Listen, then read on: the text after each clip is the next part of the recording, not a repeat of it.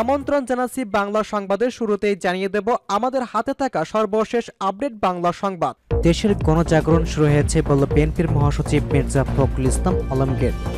বৈষম্য বিরোধী আন্দোলনে গণজাগরণ শুরু হয়ে গেছে, আন্দোলনে বিচার দ্বার প্রান্তে বলে মন্তব্য করেছেন বিএনপির মহাসচিব মির্জা ফখরুল ইসলাম আলমগীর। শনিবার দুপুরে বনানীতে দলের স্থায়ী কমিটি সদস্য কারাবন্দী আমির খসরু মাহমুদ চৌধুরীর বাসায় তার পরিবারের সঙ্গে সাক্ষাতের পর পুঠা আন্দোলন নিয়ে একে প্রশ্নের জবাবে বিএনপির মহাসচিব এরকম মন্তব্য করেছেন। তিনি বলেছেন, দেশে এখন গণজাগরণ শুরু হয়ে গেছে। আপনারা লক্ষ্য করে দেখেছেন, এখন শিক্ষার্থীদের কুঠা বৈষম্য বিরোধী যে আন্দোলন, সেই আন্দোলনে সাধারণ মানুষজন যোগ দিয়েছেন। শুধু ছাত্র নন, এখন অভিভাবক, চিকিৎসক, আইনজীবী, শিল্পী, সাংস্কৃতিক কর্মী, সাংবাদিক সহ সব পেশার মানুষরা এই আন্দোলনে যোগ দিয়েছেন। তারা যুক্ত হয়েছেন সব ভয়কে উপেক্ষা করে।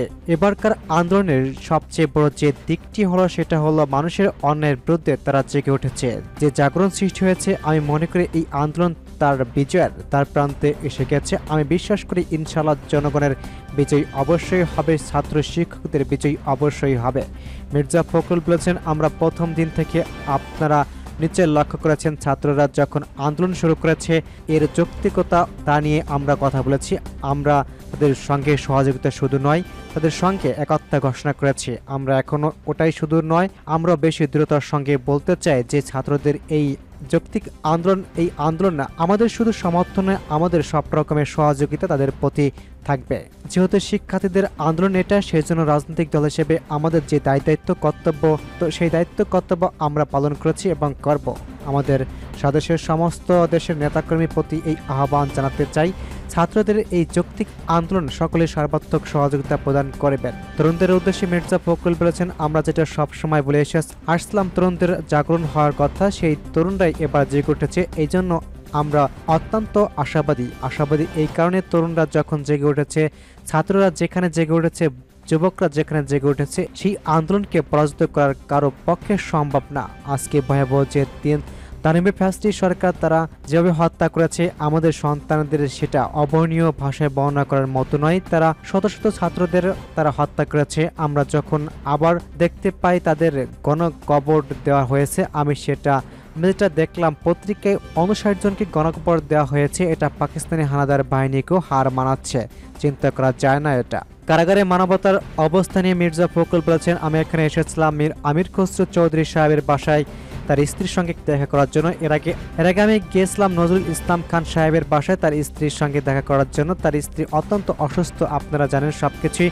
মূলত আসার কারণটা হচ্ছে, আমরা যে তথ্য পাচ্ছি কারাগারে শুধু তাদের নয়, সমস্ত রাজনৈতিক কারাবন্দীদের যাদের 1 মাসের মধ্যে বন্দী করেছে, আমন বেতন জীবনযাপন করেছে, তারা তাদের সঙ্গে পরিবারের কোনো যোগাযোগ নেই, তারা কোনো কিছুই পাঠাতে পারছে না, যোগাযোগ করতে পারছে না। এটাকে আপনার টিটোলি আইসোলেট বলা যায় আর কি। এটা কখনোই গ্রহণযোগ্য না, এটা জেল কোর্টের বাইরে বটে। তারা অসুস্থ মানুষ, বয়স্ক মানুষ, নজরুল ইসলাম খান ভাই ও আমির খসরু চৌধুরী ভাই অসুস্থ মানুষ, বড় বড় অসুখ আছে, তারা তাদের ওষুধপত্র ঠিক মতো পাঠাতে পারছে না, এমনকি ইনসুলিন সঠিকভাবে পাঠাতে পারছে না।